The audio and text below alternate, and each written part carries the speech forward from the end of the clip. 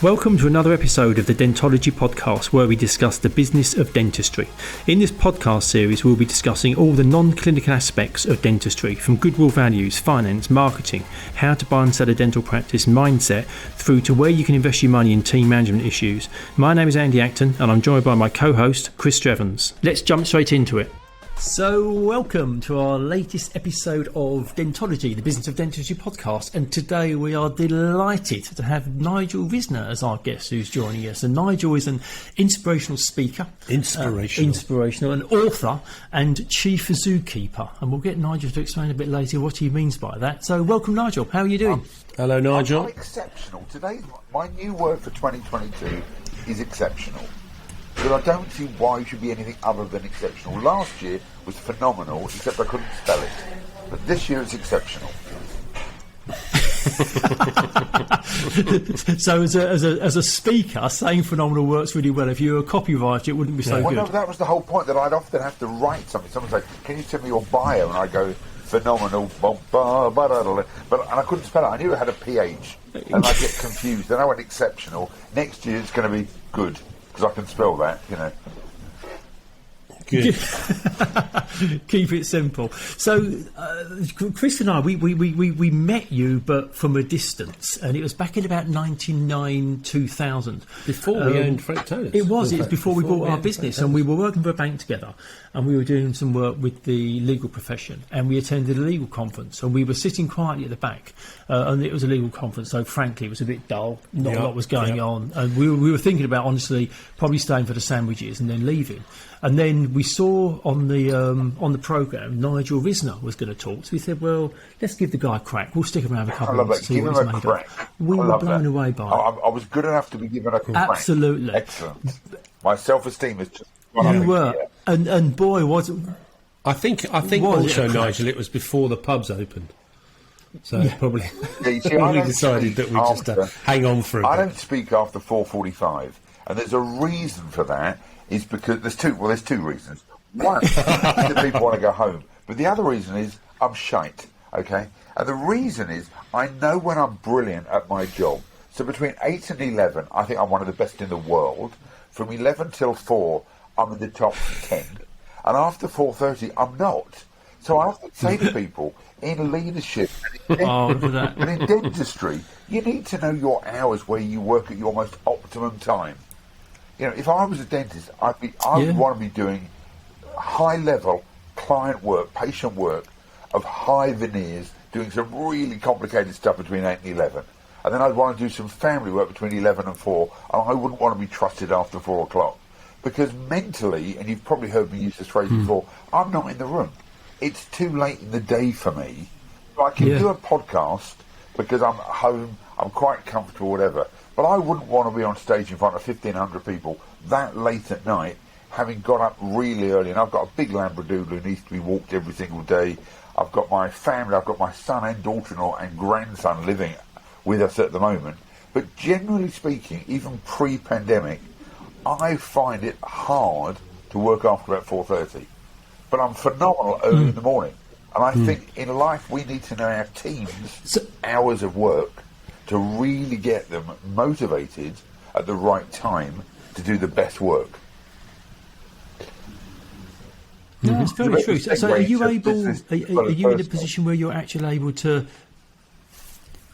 Yeah, so are you able to suggest to people, if they're asking you to come and speak, to have you on their programme in the morning, because that's when you're peak? Is that something you're trying to build into your programme? Or just before lunch, so they can share about the information I've spoken about and experience what I've been talking about over lunch. I do a lot about communication and animals, as you know, and we'll probably come on to it. But I tell people, if you listen to my program, you'll be able to watch how people are through buffet lunches. And you know, dentist conferences, there's always shite food. It always looks yellow.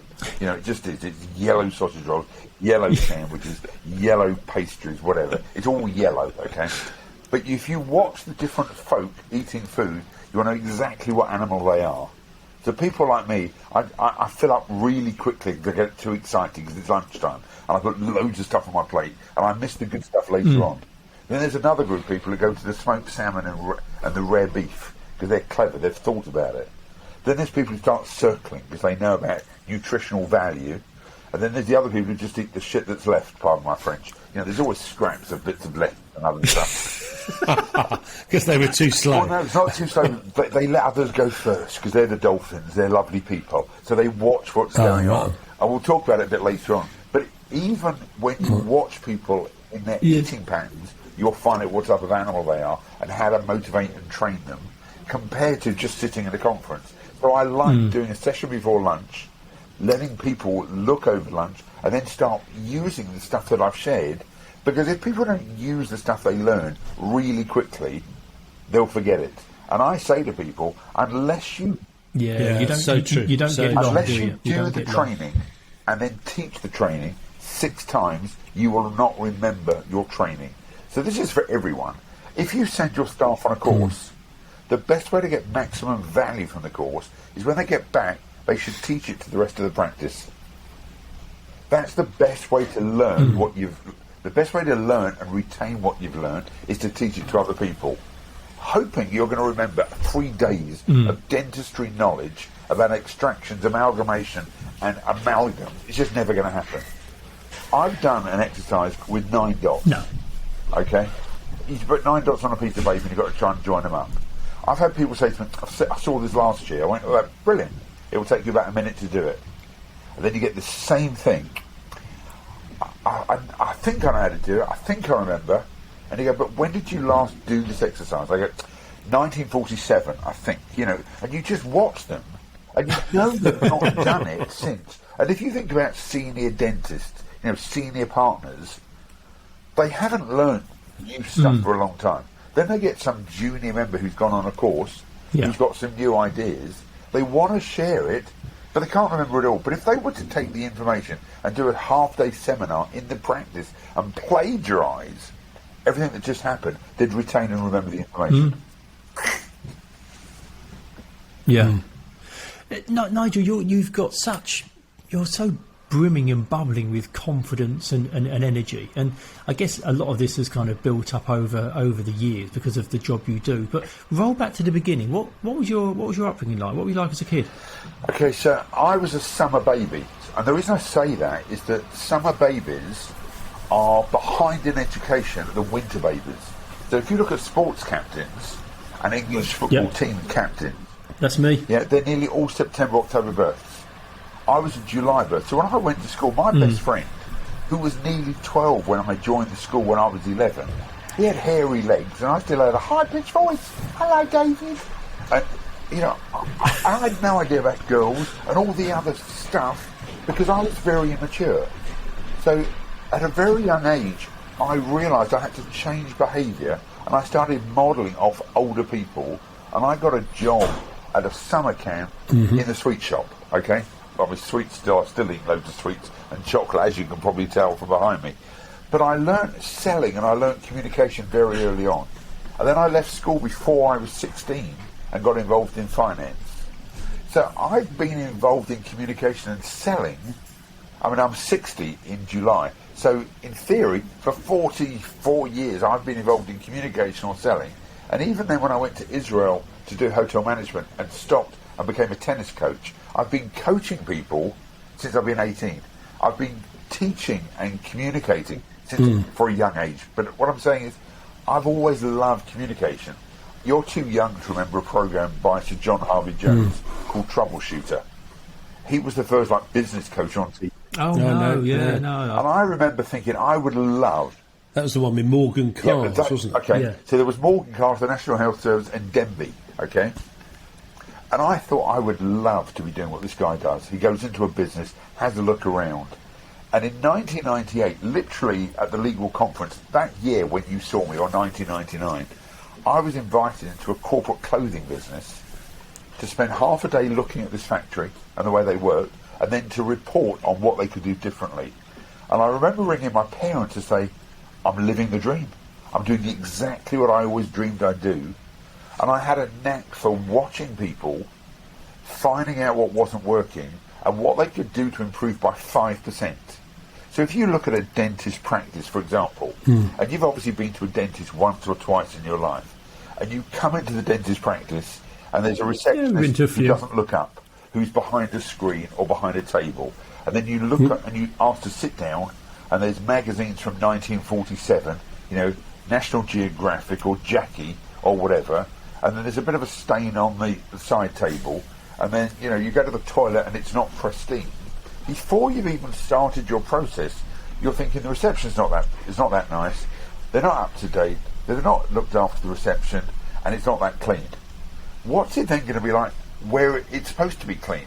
So I started looking at organisations to say every touch point has got to be phenomenal, it's got to make an impact, which is why I wrote a book called The Impact Code. It's about creating an impact in the moment that everything you do touches. If you go to Disney, I don't know if you've ever been to Disney. But that 5% improvement you talk about, that's a little bit like that was before sort of Sir Dave Brailsford started talking about marginal gains. Well, it's if you can make those few tweaks and improvements, it has a big effect. David Brailsford, and I've worked with him. Took his own soap, and they wore gloves all the way on their flights because there were lots of infections. They brought their own beds because cyclists are longer than 5'9". It was a tiny thing that made an enormous difference. But now look at the practice. If you've ever been to Disney, have you ever been to Disneyland? Yeah. Have you ever been on the Magic Carousel? Do you know it's repainted every single night? Yes, the one with the horses, It's repainted every single night. Because if it's a kid's first experience of going there and there's some chip paint, that's going to scar them for life. Wow. If you go down Main Street, all the gold etchings, all the gold etchings on the shops, which are way up on the shops there. The dentist, screw it and dodge it, or whatever. They've got these funny names for a dentist. Pull it and screw it, or whatever they would call it. Yeah. It's repainted every night to be touched up. Because what they want to do is make it a magical experience from the time they go in to the time they leave. And you spend more time, more money there, and people all want to come back. Now think about going to the dentist. But, is there a car parking space with your name on when you get there? They know you're coming. Why isn't it reserved for you? When you then come in, why isn't there a glass of water? And why don't you just brush your teeth before you see the dentist? And then you're given that toothbrush to go home with. I mean, it's simple stuff that would make such a difference, that would make the experience better. And then when you see the dentist knows your name and knows your wife's name or your husband's name or your children's name. They've got all the records there. Instead of saying, I haven't seen you for some time, I'm making you feel guilty. Instead of, how lovely to see you. I think the key thing for me there, Nigel, is the fact of it's experienced as well as it's a service, isn't it? You know, whilst it's delivered, it's a whole experience. As you say, whether you go to a restaurant and they treat you like not very well at the door, that's already starting to tinge your view. But we all know how things feel, don't we? You can tell somebody what it's like, but when you're there and you feel it, you know whether it's congruent, you know whether it was a good experience or not. And like I say, all those little things joining up actually matter a lot. I mean, I'm going to knock a different industry. So how did you evolve then from your... I want to knock... So Nigel, how did you evolve then from John Harvey Jones into then suddenly saying, well, I'll tell you what, I'll step out and become a stage speaker? Did that was that a gradual process, or did you just think, actually, I've been advising, so therefore I'm just going to step out and say, hey, guys, I can talk to your groups? So I got asked to speak at for something called the Institute of Sales and Marketing Management Conference, which was a very big national conference. Now, they used to have regional events, and then at some point you'd get invited to main stage with like 2,000 people. And I did a conference for 2,000 people. When was that, Nigel? In 2001. Right. It was the first time I'd done a large, what I call conference, as a keynote speaker. Up till then, I'd been doing 1 hour to 3 hour sessions, either like at a legal conference where I was either a breakout speaker or a speaker, but I wasn't a headline speaker. But I only had half an hour. And when you've only got half an hour to do your shtick, you've got to be on point and everything's got to land. It's a bit like when you see a Michael McIntyre or I'm say Jimmy Carter, that's been controversial right now, but you see that type of person. They've done 150 shows in small arenas and small theatres before they go onto the live event, because you want to nail every single second to make sure it works. And so I did 1 or 2 large events And once you get on the circuit, you then get on the circuit. And then, can you come into my organisation? Can you come into my... And then you know I wrote some books, which we'll come into in a minute. And then the minute you start writing books, then other people know you without having seen you. And that's a weird scenario. That someone said, I've read some of your stuff, or nowadays it's, I've heard your podcast, but I've never really seen you. And I find that weird that people have read my stuff or are sharing my stuff. And we now have some trainers that are using my material in other countries. So there's a guy today doing a presentation in South Africa using all my material, and I'm seeing pictures of all my stuff. Now, it's cool, but it's just weird that I have no idea what's going on. Yeah. So I've been speaking, coaching, and I coach 12 people a month, writing, all on one basis because I'm in joy with it. But I spell the word enjoy, I-N-J-O-Y. And if you're not in joy with what you're doing, you shouldn't be doing it. And there are lots of dentists who are going through the motions instead of really being passionate and being in joy with their patients. And an interesting point is, you're saying obviously your work is being done around the world. Does it have to be adapted for different countries, for different cultures? Okay, so that's really interesting.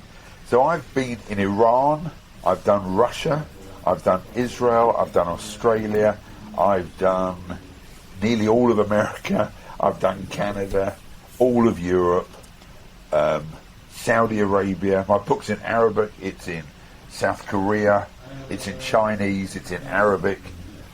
With the exception of China, where I've never done it, I would struggle a little bit with some of my animal stuff, but other than that, it works all over the world because it's universal laws. It's a bit like being a dentist.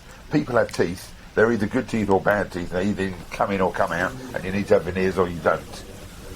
But there are some people who find my style somewhat abrasive. I don't know why, but some people just find me a little bit in your face.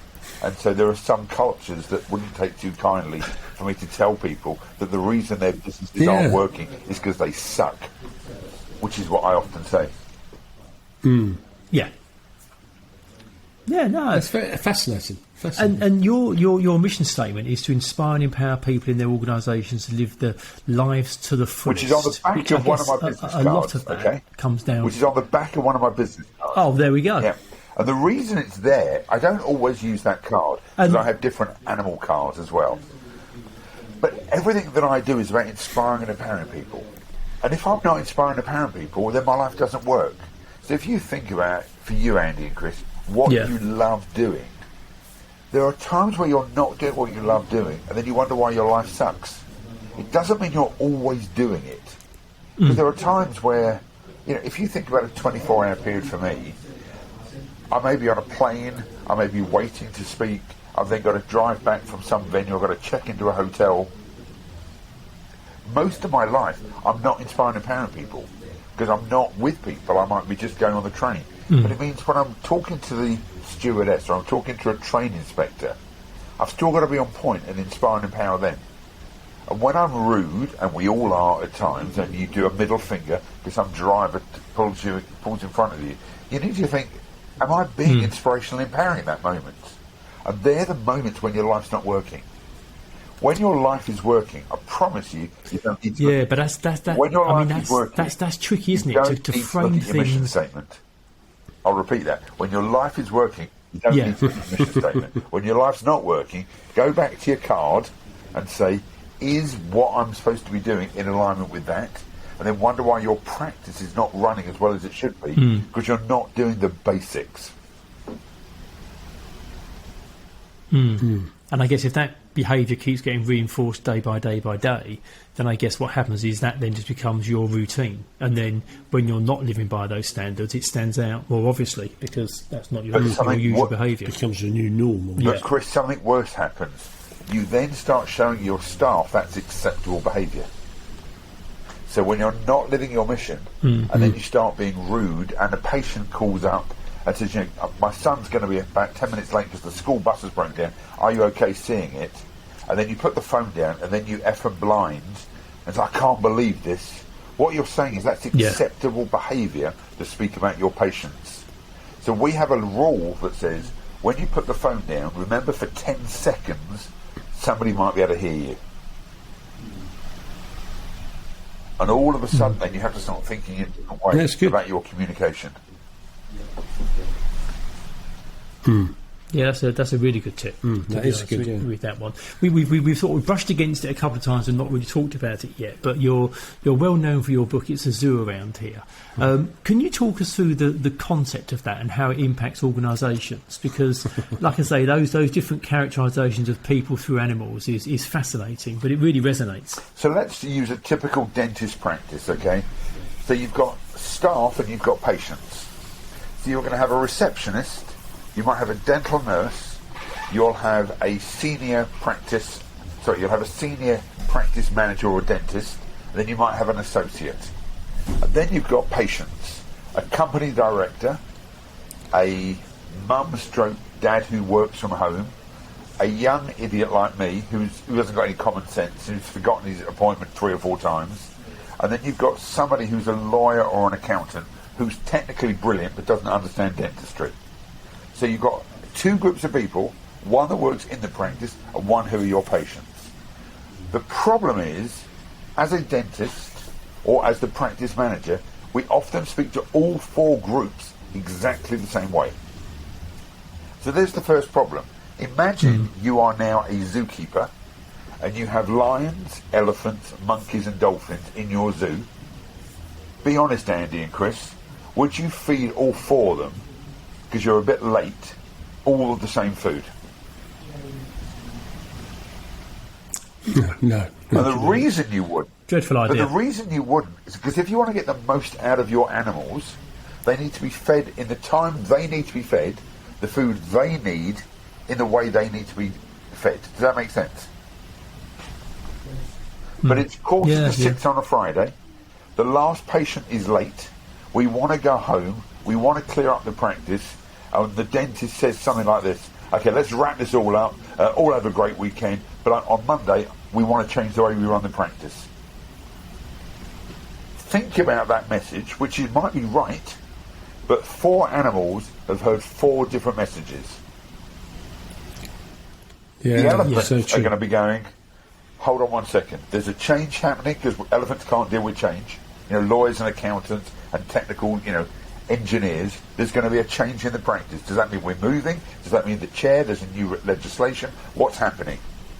The monkeys like me, we didn't even hear the message, so we don't care, and we've forgotten there's even a senior practitioner, and we didn't even know that we were closing at 6 o'clock, so we didn't even know we were late.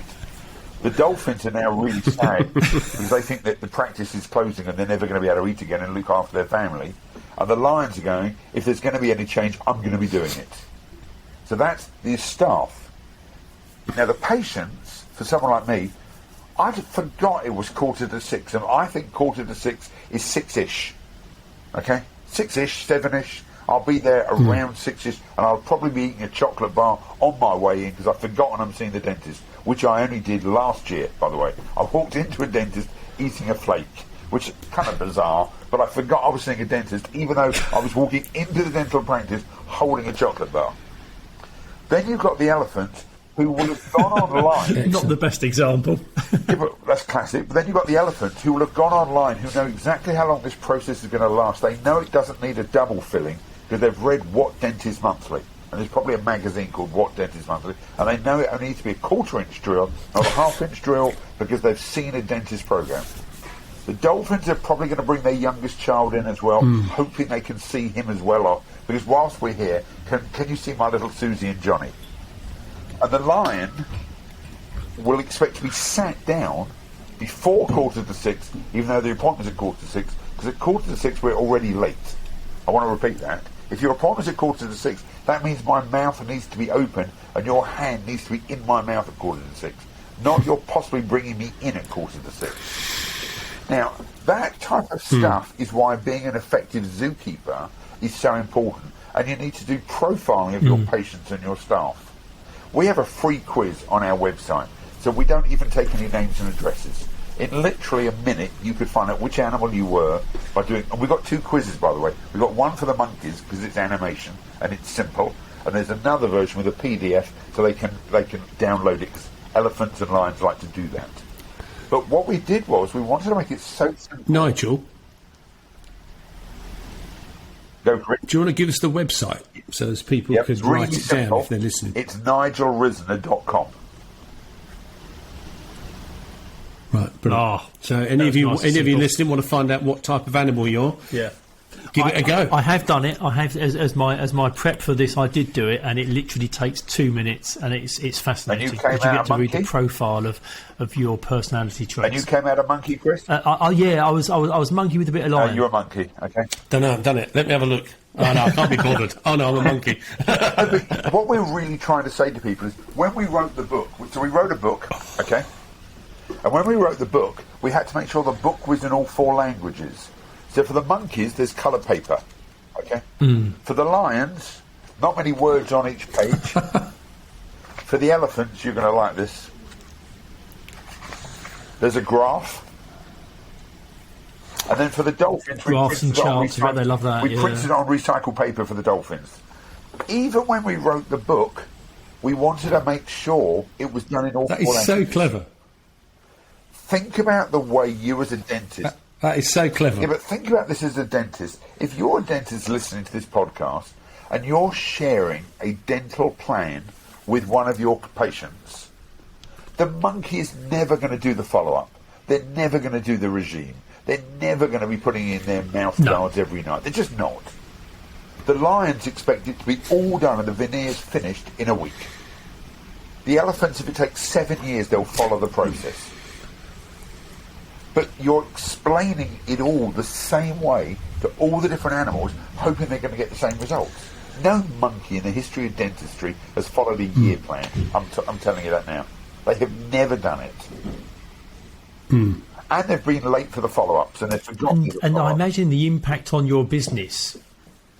Yeah, and I imagine the impact on your organisation once you understand the people working in your business to get them focused on the type of work and interacting in a way that suits their personality style is huge. It's so true, isn't it? Do you remember we did that? So we did some personality assessments, and we did it with I can't remember what it was, but it was like green. You were green, blue, red, or yellow, or something.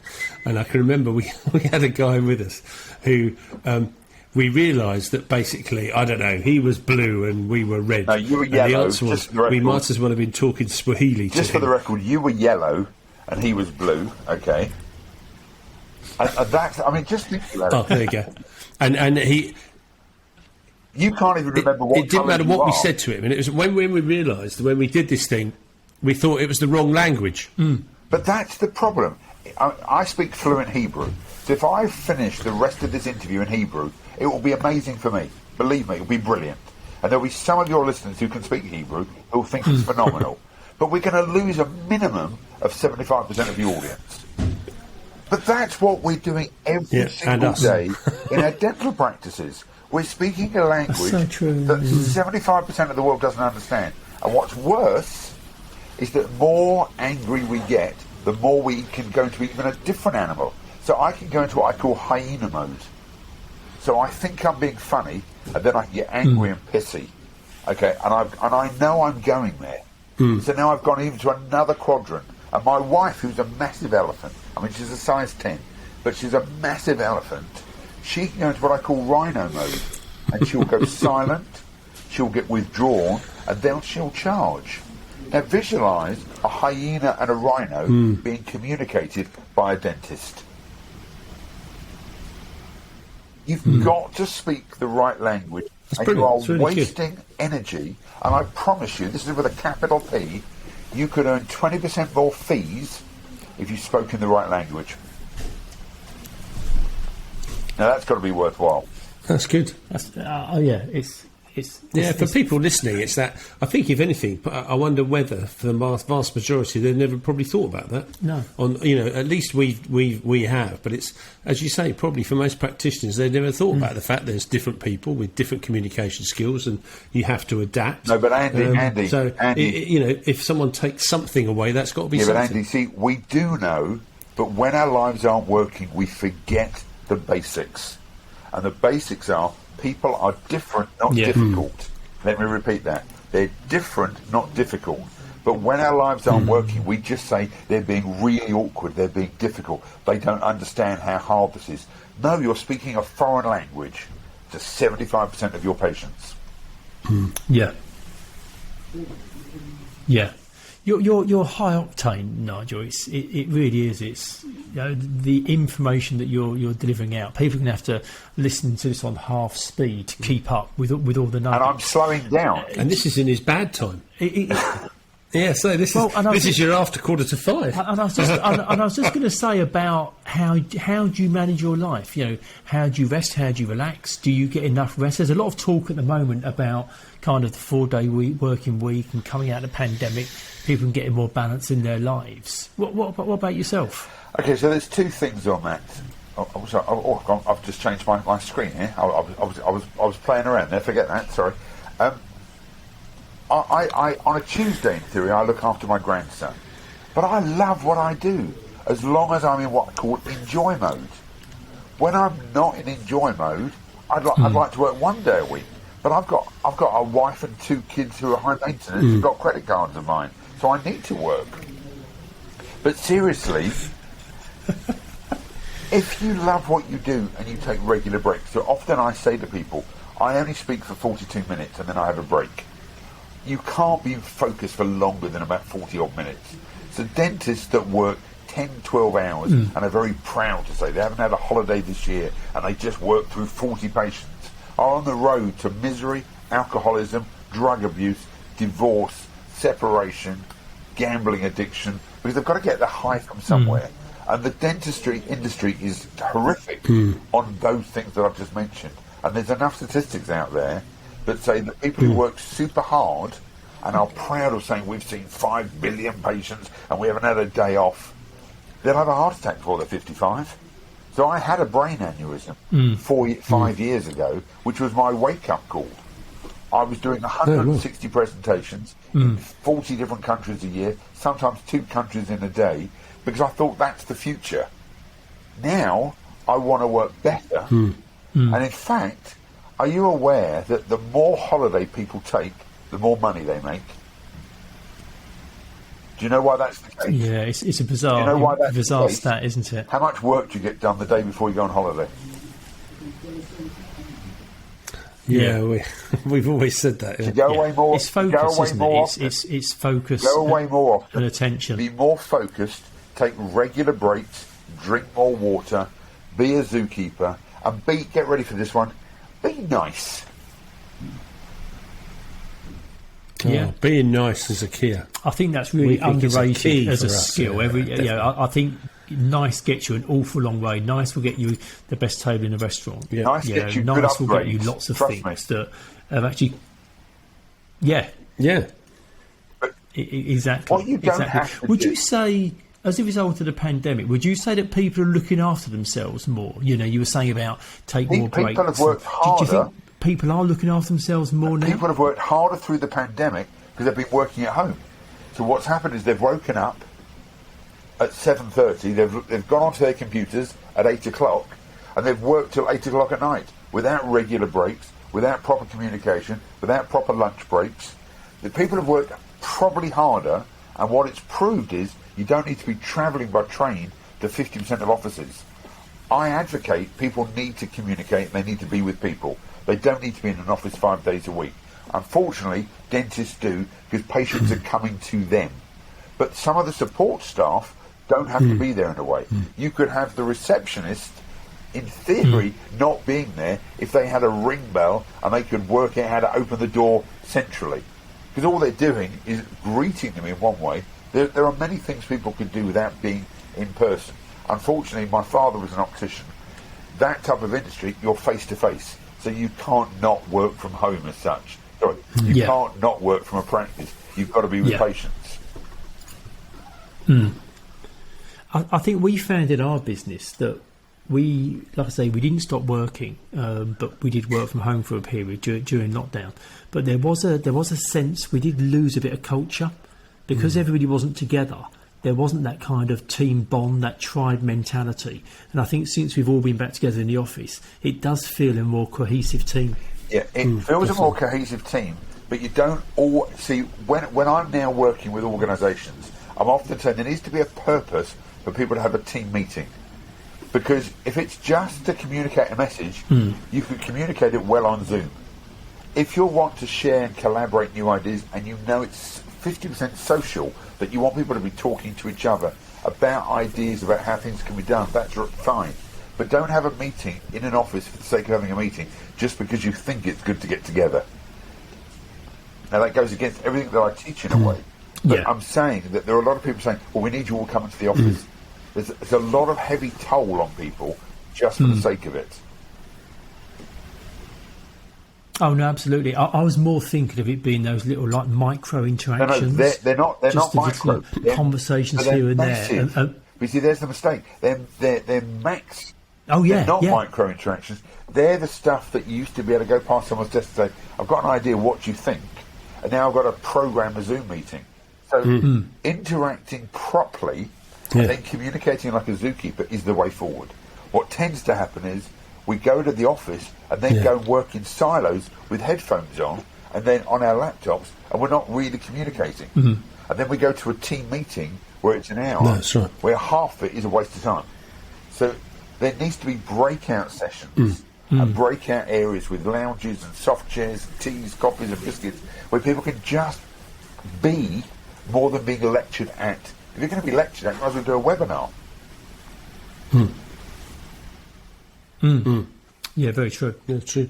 Yeah, very true. Yeah, and I guess dental practices are quite high pressure environments at the moment because there's a recruitment crisis. You know, some practices might be a person or two people down. They've got patients coming through. It's a clinical environment, so it's not an easy environment to bring kind of a relaxed style and having those breakout areas because of the pressure they're under. So it would be good if they could kind of factor that in somehow to the working day for the team that are there. And do social stuff and that culture thing. Yeah. Because it is different, because obviously their patients are coming to them, aren't they? So, yeah. You know. Yeah. So with all your wisdom, Nigel, what would you say to a teenage Nigel just starting out? What have you learnt on the way that are the actual gems that you would let yourself know as a younger person? Watch successful people and see how they act when no one's watching. You see, I'm always curious that I'm being watched 24/7. You know, I go on stage, I come off stage, and as I get into a car, do I want to thank my Uber driver? When I get to the airport and my flight's delayed, how do I treat the reception team, or how do I check in staff? Those type of things. Successful people are nice. Unsuccessful people who've got big mouths, you don't know who I am and all that stuff. And whenever I hear that, I want to tell them, have a look at your passport, it will tell you who you are.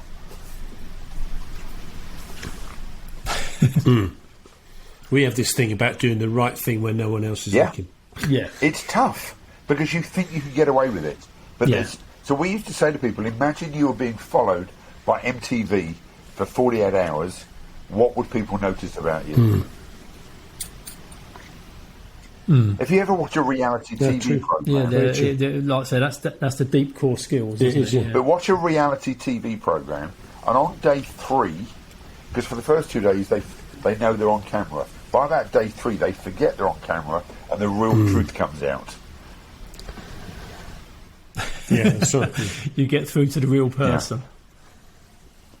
Yeah. Cool, that's brilliant. So Nigel, we always finish up by asking our guests the same two questions, and the first one is if you could be a fly on a wall in a situation, sort of where and when would that be, and who would you be with? If I could be a fly on the wall right now, I would love to be sitting with the health minister and Boris Johnson, because I'd like to know the real truth. right now, about how we're going to deal with the health service and the 6 million people who are waiting for appointments. Because it had nothing to do with this government, it's been there for 40 years. But now you've had 2 years of delayed operations. At some point, something needs to change. And I'd love to be sitting in a meeting to hear the actual story that's being said, which sounds a bit weird. Yeah, no, it would be interesting. Because whoever's in Parliament, by the way, I was going to say, whoever is in Parliament, there's a big hole to climb out of, isn't there? Whoever's in Parliament. So I don't want to knock either side. But, that's right. You've got a lot of issues going on. That's right. And it's a long term. As you say, it's a long term issue. Yeah, it just happens to have been exacerbated by the last 2 years. Yeah. And our last question is: if you could meet somebody, who would you like to meet? Living or dead? Yeah. Fictional or fact? Okay. Moses. Okay. And the reason I'd like to meet him is because here's a guy who led the children of Israel out of Egypt, and because of one single thing wasn't allowed into the state of Israel, and his brother took them in. And I'd like to know how he felt when he was told, having done all this miraculous work, how he's going to deal with that. You know, the guy gets the Ten Commandments, comes down from Mount Sinai. Forget the religion part, but he struck the rock instead of talking to the rock, and for that one single thing he wasn't allowed into the state of Israel. And I would just like to know how he processed that. Because if you could understand that type of moment, which is a Nelson Mandela moment, being in prison, who deserved to be in prison, by the way, because he was what the stuff he did, and then he played for freedom.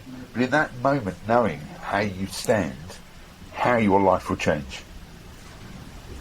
That's probably a different answer to one you thought. Yeah, no, we haven't had that one before. No, I was going to say, you certainly get yourself into a place on your own with that as an answer. Well, because most people will just go the general. I like to think, how do people deal with those scenarios? You know, Viktor Frankl, who, his book Man's Search for Meaning, to make those type of choices when he was in the Holocaust, when his parents were sent to the gas chambers, to have that type of foresight to go, even in the hardest situations, I've still got a choice. That's just massive stuff. It is mind blowing because you don't really know what it would be like until you're in that position. We complain about there's a queue for the petrol station. Oh, Nigel, I've I think it's been fascinating. I was going to say we could talk all day. To be honest with you, I think you're incredible. I think the topic you cover, the way you present it. If you want me to come back next year for round 2, delighted to help you. I was going to say, I think there's going to have to be a follow-up of some sort. I think it's fascinating, isn't it, that basically we saw Nigel over 20 years ago, and you're listening to the adaptation. I love the enjoy thing. Yeah. I think we might have borrowed opportunities nowhere or opportunities now here. How about opportunities no here? Honest, but I'm going to be using. I'm going to be using enjoy and enjoy attributed, because I think it's a brilliant one. It's such a simple one that says, "Are you enjoy with what you do?" I think it's those simple things that resonate. I think with people because they sort of go, "Oh I get it." With a simple message, trying to change the world. That's all I can say. No, it's been brilliant. That's really good. That's a lovely way to wrap it up. No, we really appreciate your time, Nigel. That's been really great. Thank you so much. Working with you sometime in the future. Have a fantastic 2022. You too. Thanks, Nigel. Well, that was good. That was good. Really enjoyed that. I in the introduction, I said he was a chief zookeeper. And when he talked us through the whole monkey, lion, elephant, dolphin, kind of in terms of personality traits, absolutely fascinating. That was fascinating. I think as he said it, you could see people, literally. People you're going, oh, that's why she's like that, because she's a monkey. Oh, yes, he's an elephant. You could actually see people as he was going. I think the key, the big thing is people don't get that they think that everybody is the same, and as soon as they could transform their thinking to thinking, they're not the same, then they're probably on their way to really achieving something special. Yeah, I think we do this in life a lot, don't we? I think we see things as we are, not as they are. Yeah. So we have our own point of view and perspective, and that becomes how we communicate without stopping and saying, I'm trying to get a message across to you, Chris. I have to adjust my style so that it's well received. Yeah. But that's kind of the core of what Nigel was talking about. I thought it was great. And I thought it was his really good. stories, his energy, jeez. I thought it was good. I was worn out by the end of it. After a rest now. He was amazing. No, it was really good. Really enjoyed it. Yeah, good stuff. Thank you for listening to this episode of Dentology, where we discuss the business of dentistry.